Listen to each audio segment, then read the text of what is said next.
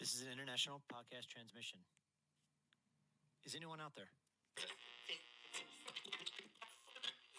If you're listening, you've reached the No Fixed Agenda podcast. I can do it. Oh, I look like when I was bigger, I looked like Guido from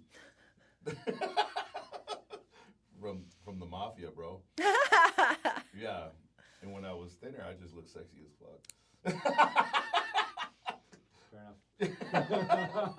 But I couldn't stand, like this drives me crazy, dude. I could not wear pants, man. Yeah, I don't do jeans. It fucking drives me nuts, bro. I cannot. It's I'm mostly in Viore pants more than anything. Bougie. Yeah. So I have like 2 pairs of pants that I wear repeatedly, and those because they're like the stretch, athletic fit. But other than that, it's Viore or Prana. I can do tights, like long tights, but I can't do pants. You know. See, you didn't think you were gonna get into this kind of conversation. No. This is the type of conversation I enjoy the most. Because I don't do jeans either. Our mutual friend Corinne from Affirmations, right? I had a hike with her in the morning, and she's like, "So, you're interviewing Lisel?" And I said, "Yeah." She goes, "What are you guys gonna talk about?" I said, "I don't know. We're gonna be." We'll find I'm out. assuming we're gonna talk about something chiropractic, right? And she's like, "Oh," she goes, and then you asked me the question. I said, I told her about the question you asked me on Instagram, and I was like, "No fixed agenda, man. We don't. There's no script here." No, it's kind of nice that way. That's what attracted me to reach out to you before I even met you guys. I was like, no fixed agenda. Yeah. I have no fixed agenda. Yeah. Well, you kind of do, though, right?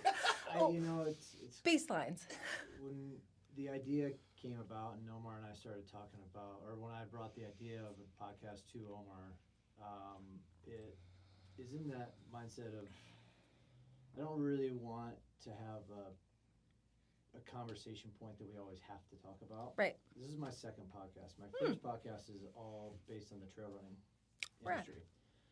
And it was, even though I kind of let conversations kind of go wherever they want, and that you're always in that mindset of, hey, this is a trail running podcast. We're going to talk about trail running. Talk about grades, how much altitude, elevation, yeah. And so when I was like, I want to do something a little bit different that I can step away from the business that I'm in. Mm-hmm.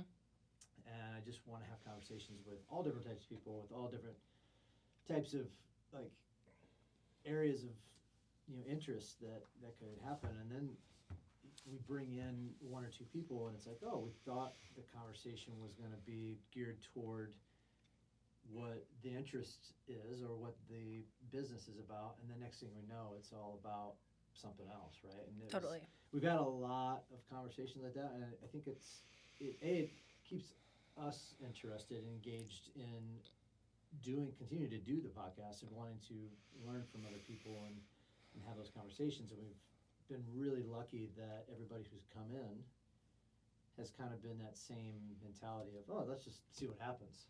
Yeah. And we've had one individual who has come in who brought a sheet. And he was a former administrator and teacher, so he kind of knew that was going to be the case, and he was trying to read off some of his answers off of that. Shout out to you, Mike. Shout out to Mike. Yeah. And he still flowed with it, which is great. But we've only had that one person come in and just be like, oh, right here, down the lane. But Yeah. So it makes it fun. So.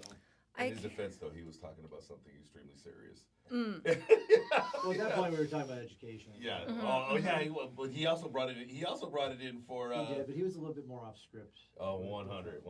But not to just that. Like, it keeps us engaged, but I think it also keeps the audience engaged. And so far, the feedback I've received from our audience is real simple. It's like, well, there's always something that I'm taking away, whether it's a nugget or a seed or whatever. I think it's super fun, and for me, it's therapy. Like, I ain't thinking about nothing else but the person in that seat or him and I are just shooting the shit, and it's nice. Right. It's totally nice. I disappear for an hour and a half. So, thank you for coming in. Yeah. Thanks for having me. I appreciate it. I'm excited to learn a little bit more about you and correct me if I'm wrong, is it mainly chiropractic that you're into? Because I've also seen on your Instagram, I also saw a birth doula as well. Yeah. That's right. That's so right. Is it kind of a 50-50 split in what you do? Is it? Well, of that conversation we're having in this moment, my favorite part of being an entrepreneur is whatever your business is just the introduction to whatever is going to lead you into the right direction with that client. So a lot of my patients find me as their chiropractor, and then they end up becoming pregnant and they hire me as their doula. Wow. Or they listen to our podcast because they're like, I want to hear, what Omar has to say today, who they're bringing on as a guest. And then we end up talking about colon hydrotherapy and supplements and training and education. It's like, we can get into a lot of things, especially as a chiropractor. People come to me with a lot of different problems that have nothing to do with back pain. It's because you gave the spill at the group SD that I'm going to go see one today for the second time. Oh, today, solid. Solid, yeah. Well, not yet. It'll be solid. You're hoping it's solid. I'm hoping that it's going to be solid. It'll become solid. So for the audience, we were talking about poop, right?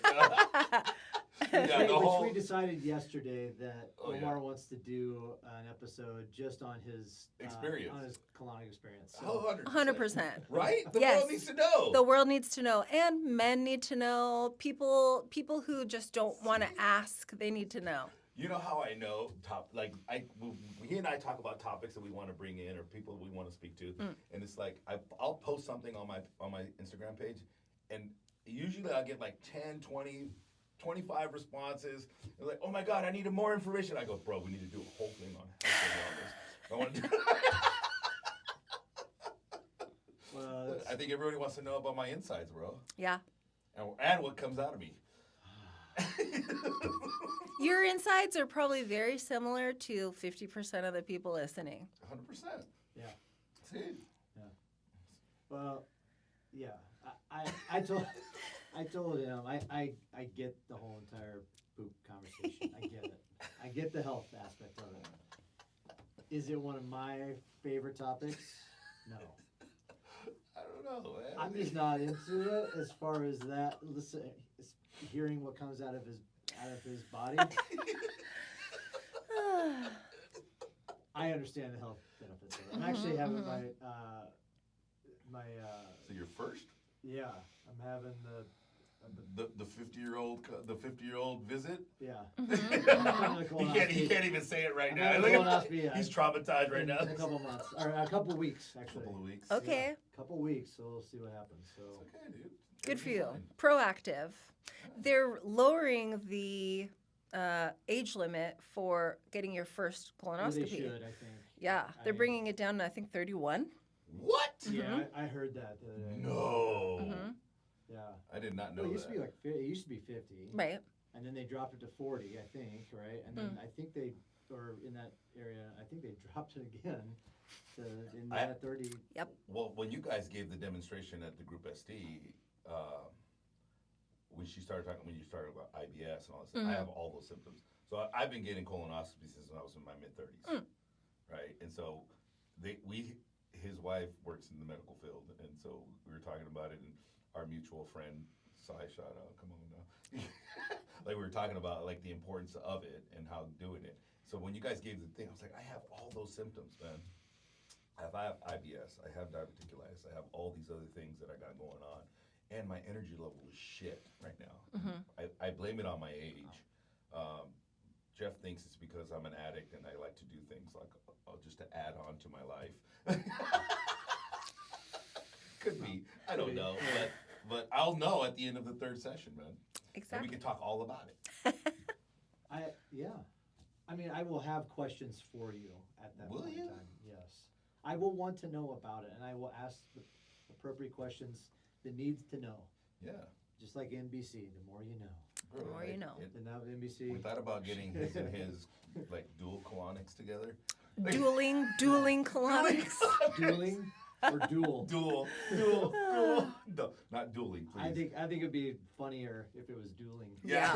Yeah. It's a race to the end. Oh, race, I win yeah. every time. Yeah. Oh,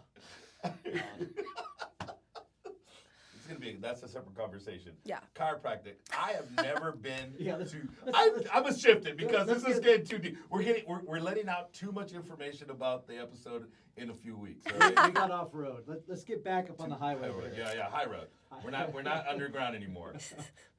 I am scared shitless to go see a chiropractor. I don't blame you. I Why? am too, actually. Are you? I'll second that. Second that, there you Yeah. go. Yeah. I don't blame you, mainly because there are an infinite number of chiropractors and all of them practice differently. So you don't know what you're going to get if you walk into one office versus another. You see one video versus another and you think, okay, what's going to happen when I go to see a chiropractor? Yeah. And that's where I actually feel like I want to be a safe space for people who have never been to a chiropractor or who had a bad experience with a previous chiropractor or whatever it is. I want them to see, okay, this is me. When you come to my office, this is exactly what I'm going to be like. I'm going to talk to you the way that I'm on this podcast. I'm going to talk to you the way I'm in my office. What questions do you have? How can I help you? I'll be upfront with you. If you don't like what I have to offer, I'll refer you to somebody that I hope can help you. You know what I wish.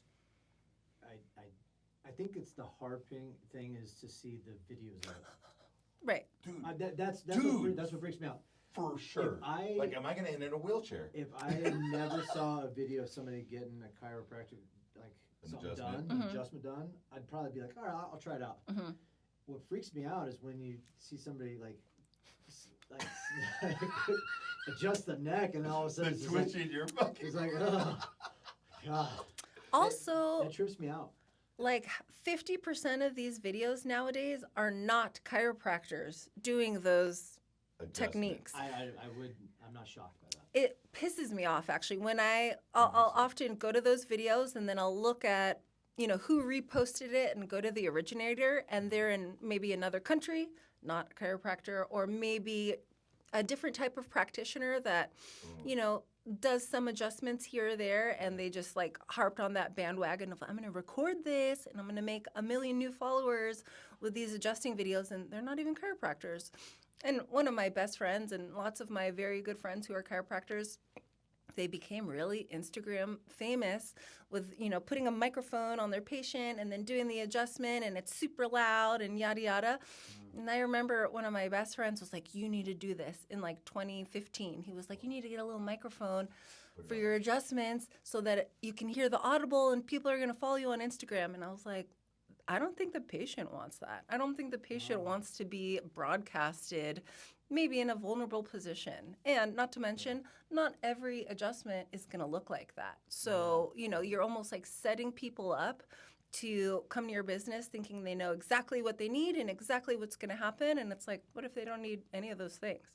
Yeah. I've heard like even the aspect that we're talking about fear and like education for the people that are listening.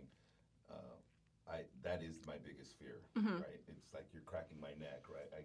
You're cracking my hip, you're cracking whatever, right? And some of these things, to your point, I always say believe about 10% of what you see on social media right now. Yeah, that's a generous That's percentage. generous, right? And there's like 10% of the millions and millions and trillions of people that are on social media right now, 10% of them are telling the truth, right? Or not trying to sell you something, Right. right? And it's sad to say that, but it has given chiropractic people, and then now they have it. And I'm like, what is a normal thing for somebody to come in? Like, I'm assuming people would come to you for like back problems, right? Is the primary thing? Is that who you Common, see? very common, yes. Yeah. And so if I were to walk into you and say, hey, look, I got this hip thing going on, how would that, is it an assessment? What does it look like?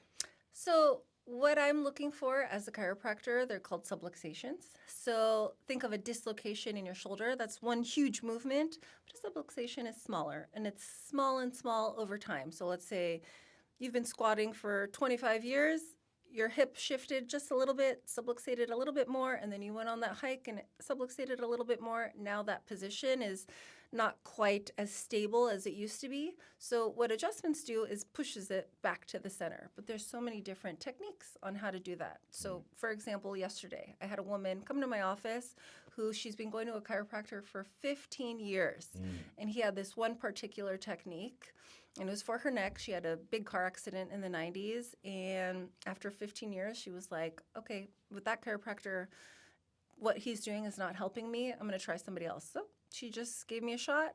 I did a little bit of different types of techniques, but still very chiropractic based. She's feeling relief. And this shift is maybe the change she needed in that 15 years of chiropractic care. And I didn't just wail on her neck because she was scared of that too. Right. And so after you do an adjustment, is it immediately they start feeling relief, or is it over time? How many times would I have to go see you? And I got a follow-up question to that, though. Both of those things. So there's lots of people who get immediate relief. That makes me happy. It makes the patient happy. A lot of people, that subluxation has been happening so repetitively over time, it's going to take a lot more consistency to get back to that normal medium place. But everybody's so different. There are some people, it's like they came in once or twice, and whatever their problem was, went away forever. And there's some people, they're under consistent care. It's like going to the gym. They're going to the gym 3 times a week. They're getting adjusted once a week. It's going to be more ongoing type of maintenance if they want to stay at that good level. The follow-up question is that. It's like, I know from a physiological and a biomechanical perspective, like I can understand, I can see instabilities in people when they're squatting or lunging or pressing overhead, like you got rounded shoulders, you got upper cross, lower, you got all these things going on. You can see the syndromes in there, in the movement patterns. But I think, well, if I go get adjusted, it's going to feel great. I'm assuming if I'm with the right chiropractor. Right. And what is the long-term, how can I prevent this from happening? That's the hard part. That's where the students who do their homework, they really excel. Is like, okay, if you're going to the gym and getting stronger, I want you getting stronger in the right position. So if you're getting adjusted and doing all of this self-care, all of the preventative stuff, if when you go to the gym, now your mobility and your movement is in this proper alignment and you're getting stronger in the right muscles, then you can hold your adjustment for longer. A lot of people with like sports injuries or like more acute type injuries, that's why they end up going to physical therapy only for a few months, because that injury was an acute thing. They started doing these types of rehab movements for 6 months, and then after that, they're good to go. With things that have been chronically accumulating over time, those are now just bad movement patterns. And that's where their personal trainer comes into play. That's where their yoga teacher comes into play. That's where their chiropractor comes into play. It's like, how are we going to break your bad habits and make sure they don't come back? Yeah, I think that's the biggest piece. It's like, I went to a Perform Better seminar one time, and there was a doctor he was chiropractic as well. And he talked about it, and he's like, he was talking to a room full of trainers. Right, and he starts asking questions. In my opinion, I'm not going to mention his name, but in my opinion, he was coming off a little bit too arrogant, right? And I think there needs to be more collaboration between medical providers, chiropractic providers, even licensed massage therapists, right? Where you have people that are adjusting and changing things around in people, and even coaches and trainers that know what the hell they're doing. Like, it's so easy to be it's so much easier and better for the client overall if we're a little bit more collaborative. He was coming off like asking questions to coaches that are like probably been a coach for all of like 6 months, and they're like, I don't know. I don't know. And he's like, there's like 150 people in the room, and these poor coaches are like feeling embarrassed. I'm like, bro, just give us the answer.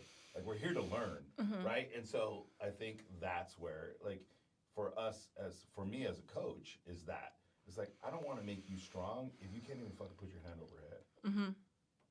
Right? If you're here and you need to be here, like, how the fuck am I going to make you stronger? Right? And so I just had another chiropractor walked into my gym, and I'm dying on the assault bike today. I'm sitting here, he's like, I'm looking for Omar. I'm like, but he's the same way, right? Land and sea. He's here in Oceanside. Nice. And anyhow, I didn't get to talk to him, but I would love to be able to work with more people like yourself and other chiropractors, because I think it's needed. I need to educate myself on it, right? I need to go get an adjustment myself. I got hip issues, and I know it's because my adductors are weak or because of this week and because I have all these instabilities. What would you tell somebody that's like myself that's scared shitless to go into your office?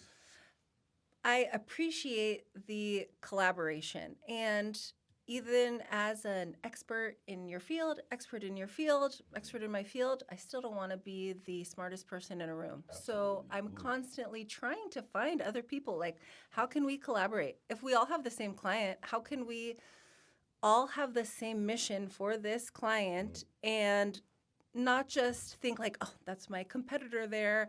They're going to take my client away. It's like, no, we all want the best thing for that person, right? So how can I get somebody back to their physical peak performance, and then you optimize that peak performance, and then now you can test that peak performance, like how are they going to compete now, or whatever next level that person wants to get to, how are we all going to help them?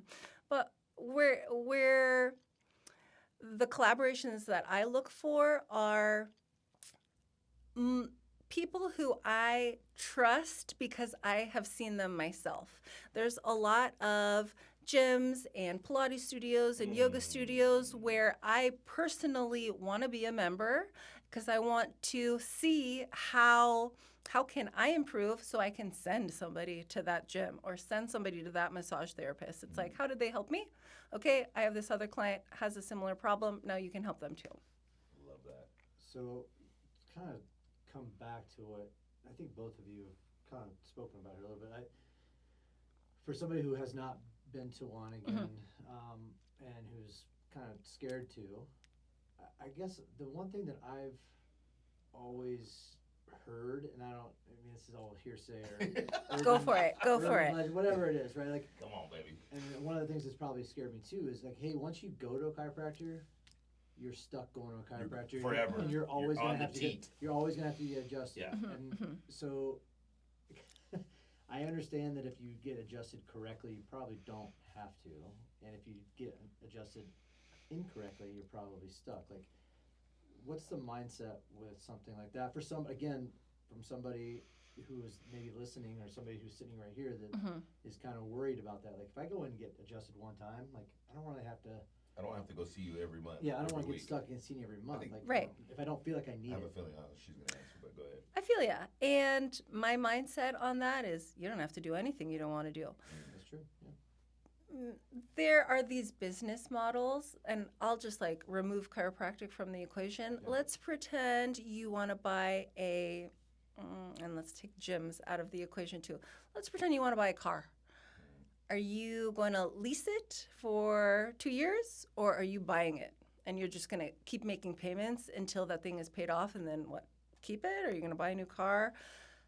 I never want to make somebody feel pressured to stay in my office. I definitely used to work in these awesome offices that were helping thousands of people. I learned a lot from them.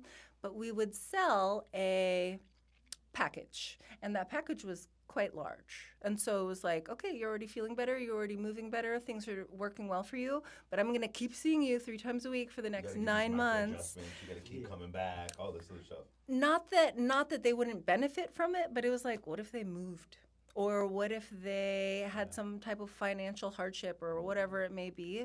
My mindset when I opened my own office was I wanted the people who wanted to see me, come see me. I wanted it to be affordable for them, and if they had to cancel, that there was no hard feelings. It's like there's nothing personal. It's not that they don't want to see me because they don't like me anymore. It's like, okay, they're feeling better and they don't want to drive 30 minutes to Solana Beach from Oceanside or whatever. Any pressure that's put on you as a patient, it takes away from the point of me being a chiropractor. Like, I'm a chiropractor to be kind of this like moderate, like outside thinker for my patients. It's like tying them into some contract is like just doing what like a health insurance company would do to you, and I don't want to do that. Right. Love it. So that's the feeling from a chiropractor standpoint. From a patient standpoint, I mean, talk to me from that perspective. Like, and again, I think it's all a mental mindset. Right. I think her standpoint, though, is not just from a chiropractor. I think that's just her value as an entrepreneur. No, I 100%. trust me, I get that. Yeah. I understand, but she's talking as a professional, Correct. and Yeah. the way she operates or the way she would like to operate and everything else, right? So, but from a patient perspective, I would assume it's a lot of mental aspects. Like, oh man, I felt so good after that first adjustment. I'm going to keep going back, even though maybe they don't really have to. In some degree, right? I think that's what you're trying to say. I'm coming back from a perspective of that's what I've heard for years. Like, oh, if you go one time, that's it. You're stuck on, and now you're trapped in this. Like, oh, you're gonna have to get adjusted here because your back is gonna start hurting you again. It's like that one medication that you got to keep taking.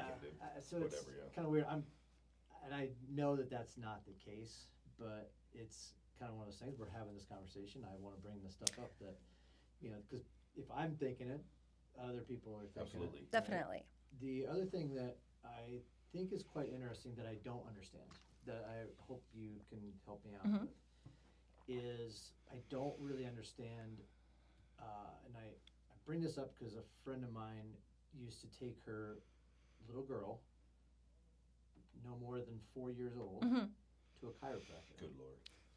I don't understand that, like, what's the mindset? What's the mindset, and why would a parent feel they need to do that if the child is in a healthy condition?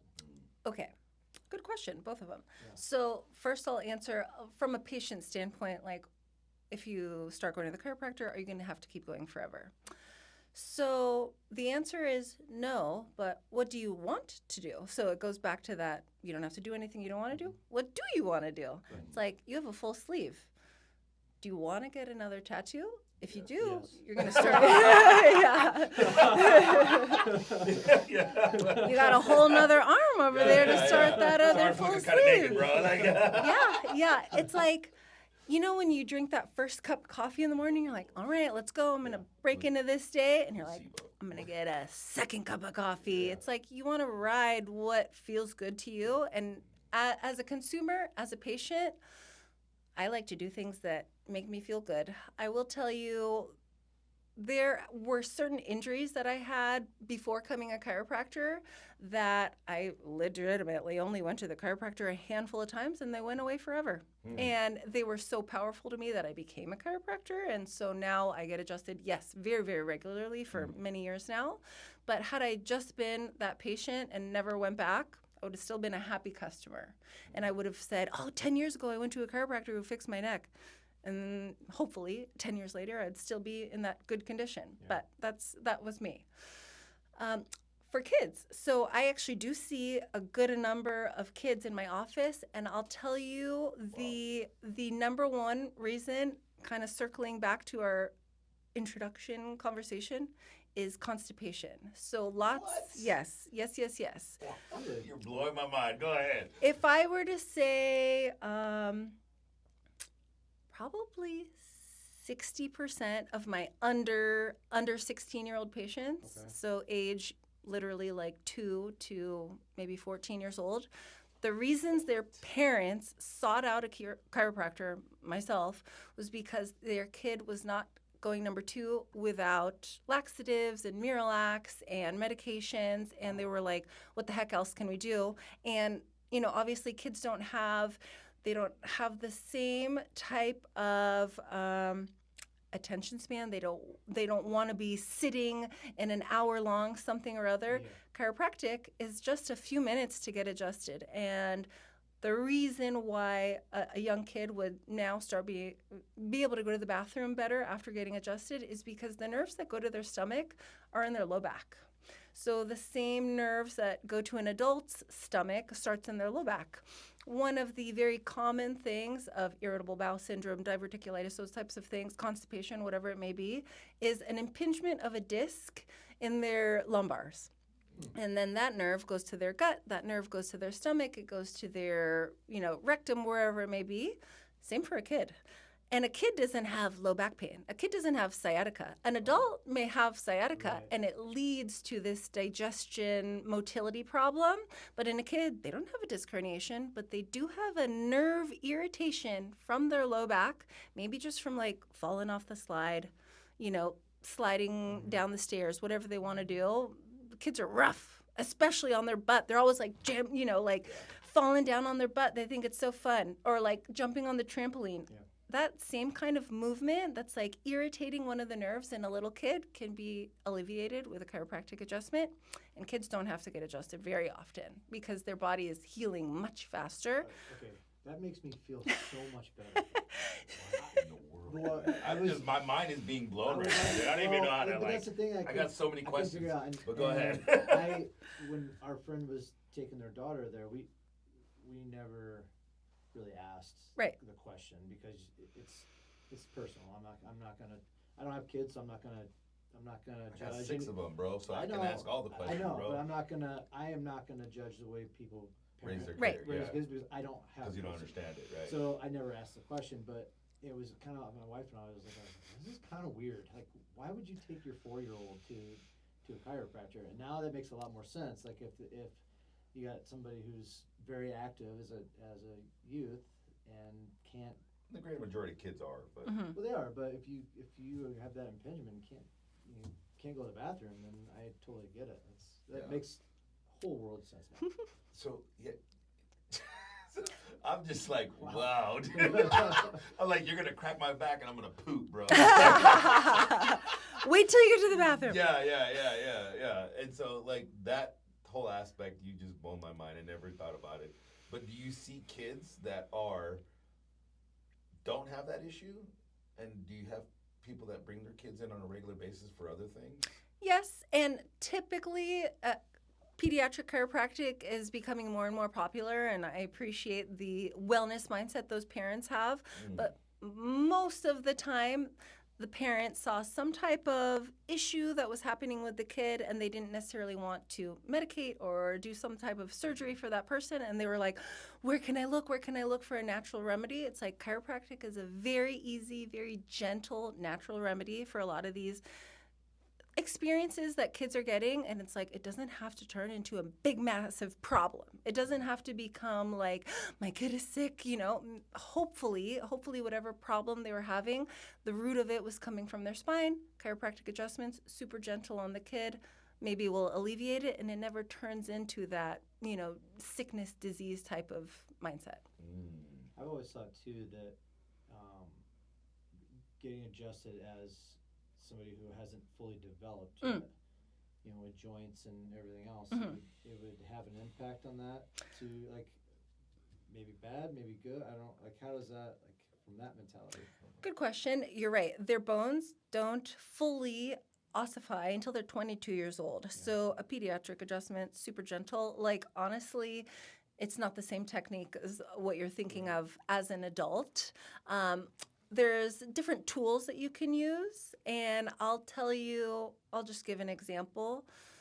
There's a tool that a lot of chiropractors use. I won't even give the name because I don't want people to be like, she's talking shit about that tool. It's very gentle. It's very, very gentle. And on adults, sometimes I use it if they're like scared of getting adjusted or whatever. I know it works. I'll tell a story about that later. I had this 4-year-old patient who is actually from the East Coast, and their parents were visiting San Diego just a few weeks ago, and somebody referred them to me because this 4-year-old was basically like overdosing on laxatives for the same reason, because they weren't able to poop.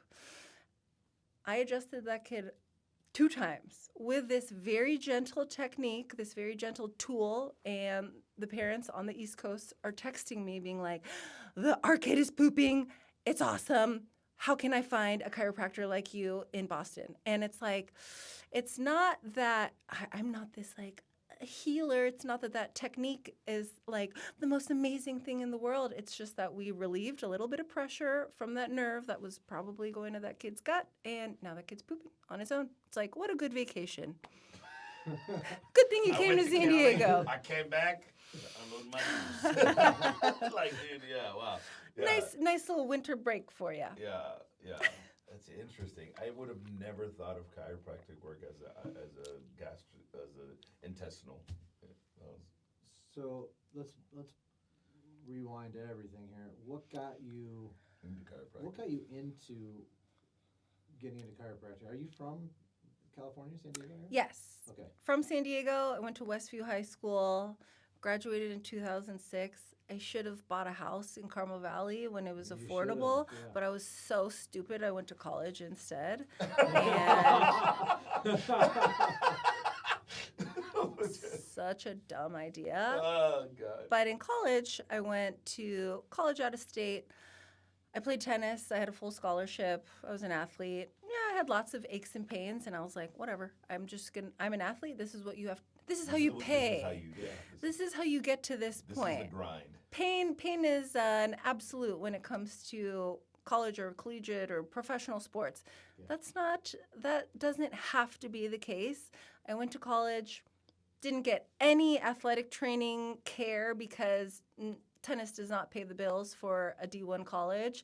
So all we had was ice and this little vibration thingy, and I had this electricity feeling in my neck. Mad nerve issues. Yes, nerve issues at age 17, like maybe just turned 18 at that point.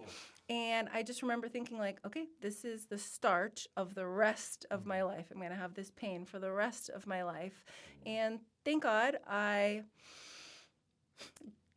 that time it was like Roadrunner or something, or like AOL'd chiropractor in Pocatello, Idaho. Yourself. Come on now. I didn't find anybody. There were no chiropractors, at least no chiropractors my college would pay for where I went to school. So I was just in pain for like 2-3 years. Definitely got more and more depressed in Idaho. That's where I went to school and did the medication thing, did the daily, medications that didn't sit with my biochemistry. I turned into a different person. I turned into a crappier person. And finally, when I graduated from college, moved back to San Diego, and I went to a chiropractor just like 2 times. And that chiropractor alleviated my neck pain immediately and changed my outlook of why I was so depressed. He basically was like, your spinal cord and your nervous system is under duress, and it's been under duress for 17 years of you playing tennis. Just to change your lifestyle and change the biomechanics of your neck and of your spine is going to also change your mental health and also change your healing ability. And that one chiropractor, who I don't even talk to him to this day, but he legitimately changed my outlook of my own healing. And then years later, I went to chiropractic school. Wow. So you didn't go to school, you didn't go to college for that. What did you go to college for? No, I don't think you can go to college for chiropractic. No, not usually. That's a continuing education type of Right. mentality, Right. I went to my undergrad's in speech pathology, so it was in health. I knew I was going to be in the healthcare field, and I had a lot of anatomy background in speech pathology. But you're right. Chiropractic school is a graduate degree, and most chiropractic schools they're like privately owned. You would never. You can't get like a tennis scholarship to a chiropractic school. Yeah. How does and I don't know this, and I probably should because my wife works in medical. Like, is chiropractic care part of health plans now? Is that how? Some of them, you can choose to be. You can choose to be an in-network with an insurance company chiropractor. I don't want to bash on any in-network chiropractic because I'm just kind of curious as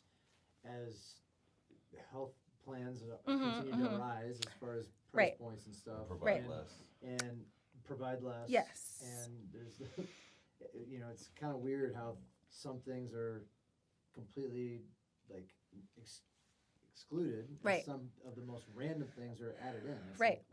Like, where's the guidelines here? Right. There is none. Right. We can talk about that. So, and when I say I don't want to bash them, I mean, I don't want to deter somebody who legitimately cannot pay cash for whatever type of care and they need to use an in-network chiropractor. Fine. But what insurance companies often pay for are not even chiropractic modalities. They're not even chiropractic techniques. Like what the insurance often pays for to a chiropractor who is in network will be like soft tissue or ice or heat or this type of, machine, but it's like they don't reimburse for a chiropractic adjustment. So it's like, why should I be in network if you're not going to reimburse me? Yeah. My outlook for that reason is, number one, I'm Filipino. My parents, born and raised in the Philippines. When I moved back to San Diego, they were like, you can't be charging LA prices. And I was like, I know, you're right. I purposely priced my office to be literally the bare minimum that an insurance company would pay a chiropractor. That's how much my cash price is. So to my patients, they get this cash discount and they can still submit a super bill to their insurance. If they get reimbursed, cool, they keep it. Yeah, it's sad. Yeah. I mean, we were talking about this with Carol yesterday, dude. Yeah. It's like, I think in a lot of ways, there's so much available in the wellness space. And I hate using that term because it sounds so like quacky, but I think that there's so much alternative to Western medicine available to people that actually does help, fitness being one of them. Right. Right? Yes. Yeah, you know what I mean? Like, Yes. why can't an insurance company pay for 50%, 60% of a quality-based fitness subscription of some sort, right? Where people can come in, like the Medi-Cal pays for silver sneakers, right? Or whatever, right? And it's too late at that point. It's great that they're moving at that point, right? But at 80, 90, 65, 70, and I haven't moved at all my entire life, you know, it's like dropping a penny in a huge ass ditch. You know, it just drives me freaking nuts, and I'm gonna get on the soapbox. I'm gonna shut the hell up, but Get on the eventually, soapbox. Come yeah, on. I am on the soapbox. I'm letting it out, man. You have You the brought it up, platform. bro. You brought it. You got me platform. fired up. Stand bro. up. Stand up on Yeah, it. yeah. You Go got for me it. fired up, Go bro. for Preach, man. Go for it. But all that to say is, like, I think things like chiropractic, even though I haven't been one, I think I'm gonna go see you. I would love to see you, Omar. Yeah, just don't hurt me. Oh, I promise. Okay. But I think things like that would definitely benefit people. I think your approach to what you're doing in your business is amazing, right? Because I have the same way. I feel the same way. Like, I don't want to. The fitness industry is so shitty in a lot of ways. It's grimy. It's gimmicky. It's not true in a lot of ways. People, there's businesses out there that are offering unrealistic goals and things Are to you people. trying to tell me that every single time I see a fitness instructor on Instagram, it's not the correct thing to be doing? Not every single time, but the greater majority Every of the single time. time I see Yeah, an it's just- Instagram yeah. fitness model, male Oh, or female, doing something Full of online, shit. Is it full of shit? Yeah, really? full You're of telling shit. me that? Fuck, Really? nah, I'm not saying Really? all of them, but Constipated of shit. Yeah, they need to go see Lisel so that they can get released in that one area of their spine. Start working out correctly. Maybe go see Yvonne and get flushed out. Maybe, but it's scary because I think the wellness space, fitness included, is in that space. Yes. Right? There's some benefit to it if they're credible and if you are truly trying. I always say this, and I think you would agree with it. You want people, because you said something that I always say when I'm selling my product.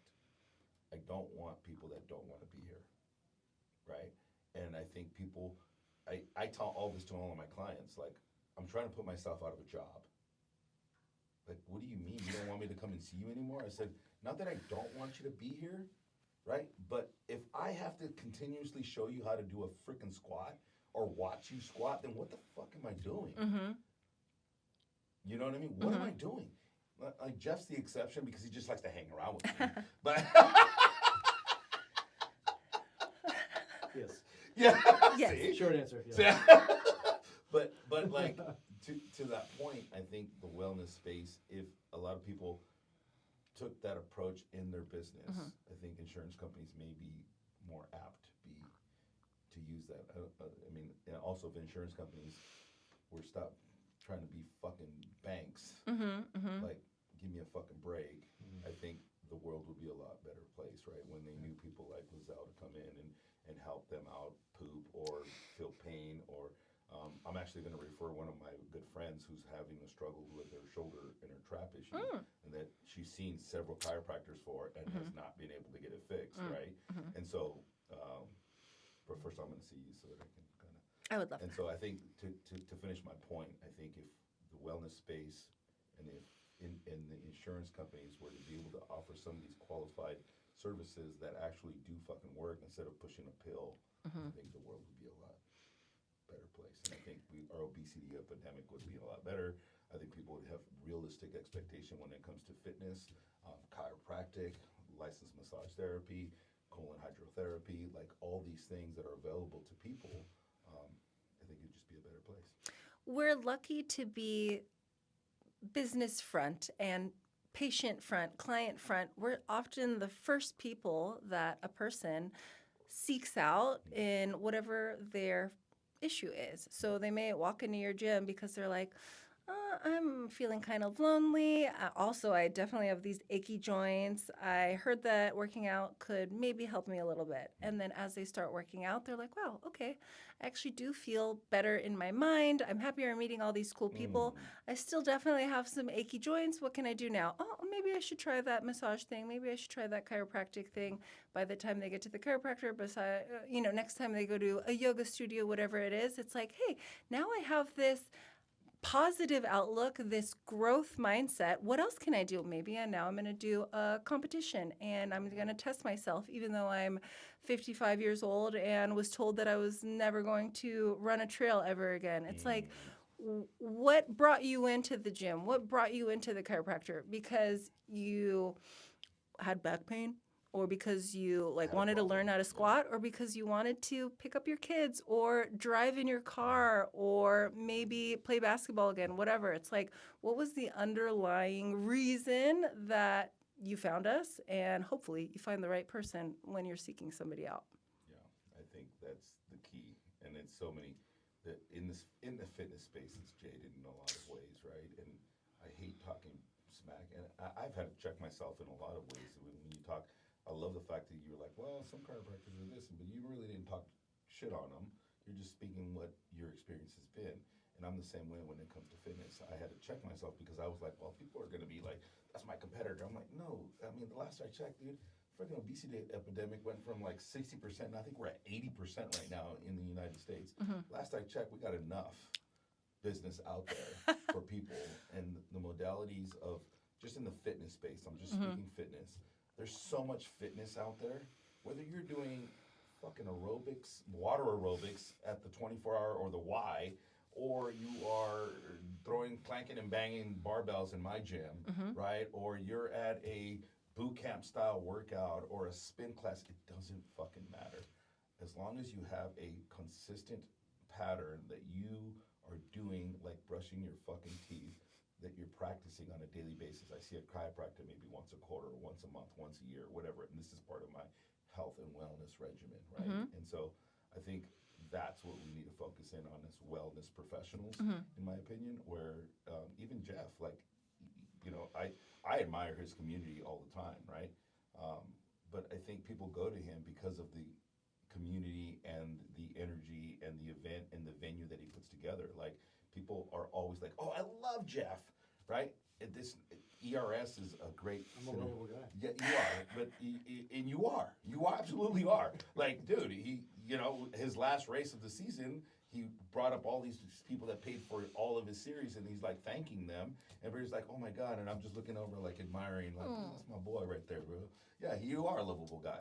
Yeah. And so I will echo that. But all that to say is, like, I think the wellness space and even all the stuff that we do is so powerful in regards to coming into the right person.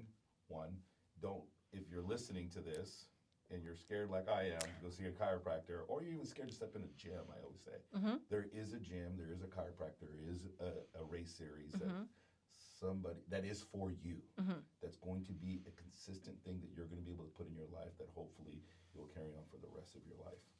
So, soapbox over. That's the word. You're down off your soapbox? I'm done. I'm sitting down. I'm stepping down now, bro. Okay. I'm stepping down. Yeah. Well, I kind of second that. I think having the conversation with you and hearing a little bit more of the chiropractic side of things, and it makes me less scared, so to speak, about going to it. I think, hesitant. I think it's one of those things, like the visual aspect of it, when you see the videos and see people like really aggressively get their neck cracked, you're like, I definitely don't want that. But it's kind of calms my nerves a little bit. That's not the case. Calms your nerves. That's my goal as your chiropractor is to make your nervous system chill, Yeah, see? calm your nerves. If I could just give one piece of advice to anybody, whether they're looking for a chiropractor or anything else, it's like go somewhere that calms your nerves, that makes you chill. It's like you can do all the high stress stuff outside, but when you're looking for healing, it's like you got to be in a relaxed state. You have to be in a healing state in order for that to happen. I love that. I fucking love that. Before we let you go, and if you're listening in San Diego area, where can all the San Diegans find you? Thank you. I'm in Solana Beach, right next to the train station there. Honestly, I answer my Instagram more likely than my phone. My Instagram is Dr_Lisel, Lisel. Perfect. And we'll make sure we put that in the show notes so people can click on that and follow you right away. But thank you for coming in. Thank you. Absolutely. So fun.